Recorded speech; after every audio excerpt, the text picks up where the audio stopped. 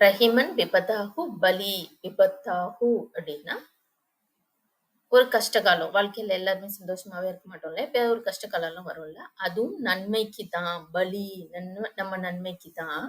Joe தோரே தின் ஹோய். சில நாட்களுக்கு மட்டும் ஏதாவது ஒரு கஷ்டமோ, துக்கமோ நம்ம வாழ்க்கையில வர்றது நம்ம நன்மைக்கு தான்.